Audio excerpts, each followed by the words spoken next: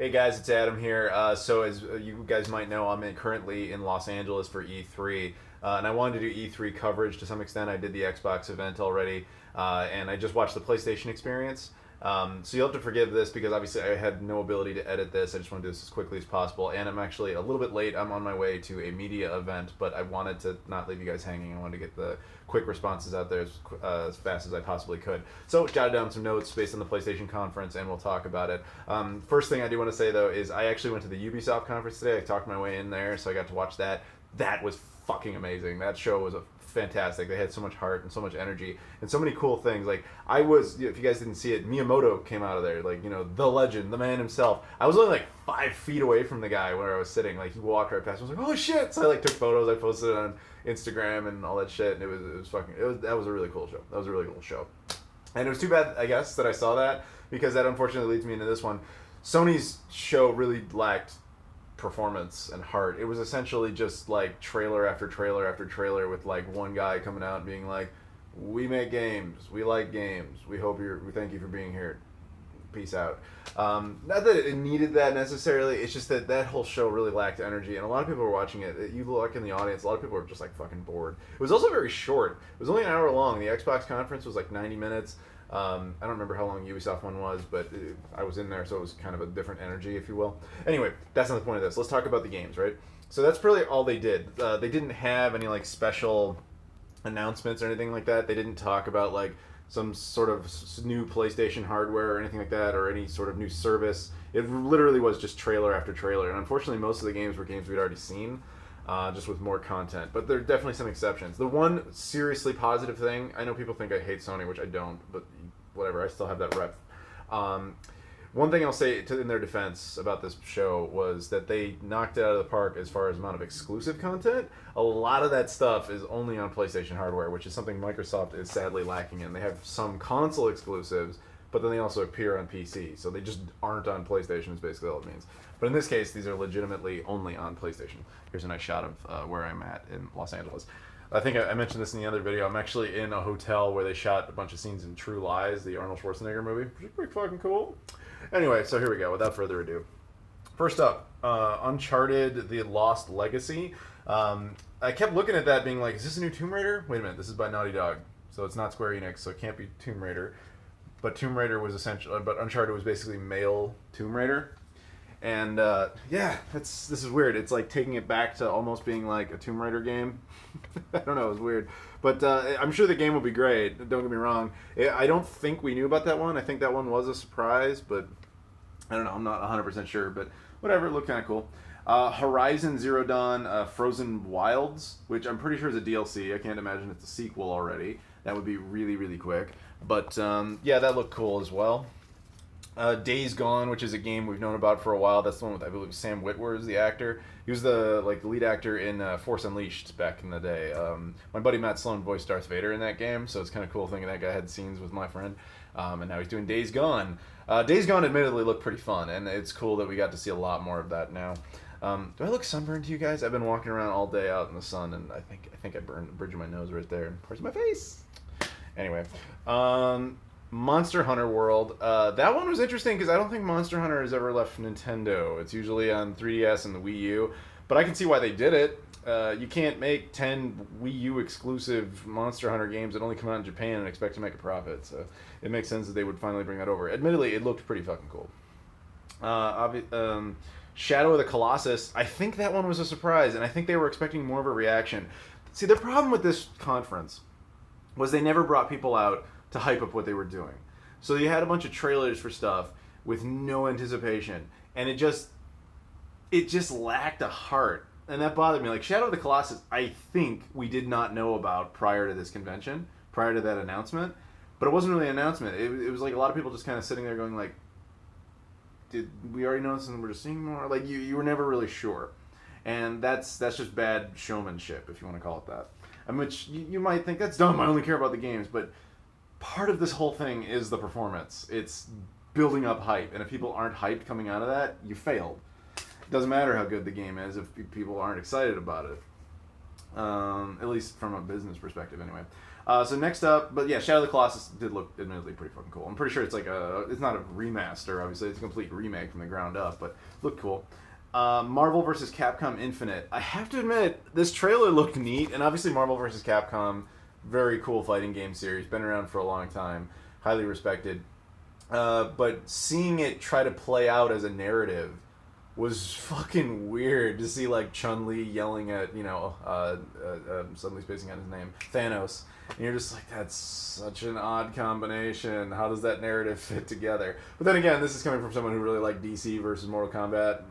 That was just as absurd. So don't get me wrong, I'm sure the game will be great. That's not what I'm saying. I just think it's funny trying to combine those franchises because they don't really make sense, but especially in a narrative, but whatever. It would look cool. Then we saw a lot of footage of Call of Duty World War II. I'm actually very excited about that one. I haven't given a shit about Call of Duty in years. I don't care about all the Modern Warfare stuff. I've never cared about multiplayer stuff. My favorite one of all time, and it is actually one of my favorite games of all time, is Call of Duty 2 for the single player mode. And they're kind of going back to that in kind of every way I ever wanted. So that game looks legitimately exciting. And I know that game will be playable here. I'm going to try to get into that. I have no contacts over at Activision, so I don't really expect that to work out. And I don't really feel like waiting multiple hours in line for stuff like that. But yeah, the game looks cool. Then we've got, they went on a big kick for VR. This was like the other hidden objective of this particular event, was they really wanted to push, they mentioned PS4 Pro multiple times, and they mentioned PSVR multiple times. They really didn't talk about any of the benefits of PS Pro, they just kept mentioning it. And then VR, they just showed a bunch of upcoming VR games. So pretty much everything here on out, for at least a little while, are all VR titles, but given the way that they present it, it's hard to really know what the hands-on benefits are going to be, which is always the inherent problem with virtual reality, is that unless you're actually playing it, it's hard to really understand it. That said, that's the games that we're going to get. The first one is Skyrim is going to be VR. Now, whether that means they're re-releasing a VR version that you have to buy again for the PlayStation 4, I don't know. Or if it's just a simple patch for anybody who already owns the PS4 version of Skyrim, I don't know. It's really weird to think that we're sitting here in 2017 at E3. All these games are being announced. And we've had not one, but two different press conferences announcing a new version of Skyrim. Because yesterday Bethesda did this, and they announced the Switch version, which we already knew was coming, but they showed up a lot of it. And the only part of that was kind of surprising is that Link will be a playable character in the Switch version of Skyrim. So again, Skyrim's announced twice in E3 2017. It's just weird. Next up, a game called Star Child. That really didn't make much of an impression on me, so I don't even remember what it was, to be honest with you. The Inpatient, which is also a VR game. That one actually looked really fucking surreal and weird, and characters like fading in and out of existence and stuff. And it kind of looked like a Silent Hill type of vibe. Very curious, because horror games on VR are actually kind of fucking cool. Then we had the weirdest looking one of them all, in my opinion. Monster of the Deep, Final Fantasy 15. It looked like Final Fantasy 15 characters literally going fishing. And I'm not sure if that's actually what the game is. Was it Sega Bass Fishing with the Final Fantasy skin for some reason? I honestly don't know. It was fucking weird. So we'll see what comes of that. Bravo Team VR looked, kind of like Tom Clancy's Division a little bit in the sense, or maybe more like Rainbow Six Siege type of thing. Just, guys, combat, soldier, that type of thing. But they didn't really show much of it. Then there was something called Moss. That was the one with the little mouse running around. That looked kind of neat, but again, it wasn't necessarily gameplay so much as it was just trailer footage. So, yeah, whatever. Then they showed a lot of God of War, which actually was legitimately exciting. It was I think the only time, other than the very beginning, where the audience actually responded and woke up and was doing something. Seriously, the audience in that theater was not excited. You could tell, because they kept cutting back to it, and so many people were just like, oh. It's presentation, man. You gotta excite people. You gotta do a better job than that. This year Ubisoft did an amazing job at that. At least Microsoft did that in a few areas, but I don't know why the hell Sony couldn't do that. Because they had an amazing exclusive launch lineup, and they just didn't seem to care about presenting it to people. But anyway, so Moss looks cool, I guess, from that standpoint. God of War looks fucking awesome. And then they showed a lot of that game Detroit, which we found out about last year, I think, which was a common theme. There was a lot of games like Detroit and God of War and Days Gone that we saw in previous events, so this is just more of them. But that's obviously their big hitters for the next year. And then we saw more of Destiny 2, which I guess is going to have timed exclusive PlayStation content. I don't give a fuck about timed exclusive stuff. I had for a very brief window, I had a session of Destiny 2 lined up where I was going to be able to play it, capture it, and all that stuff, but they ended up going with someone else. I get it happens. Machinima almost hooked that one up for me. That would have been fucking cool, but it didn't quite work out. And then lastly, they came out one last time saying like, all right, thank you for joining us, it's been awesome, and we're going to leave you with this. And then they showed us a bunch of footage of the new Spider-Man game, which again looks really fucking cool. And I'm excited about that one too, but it's weird to me that that's really where it ended. Like, when that show ended, there was a lot of people just like,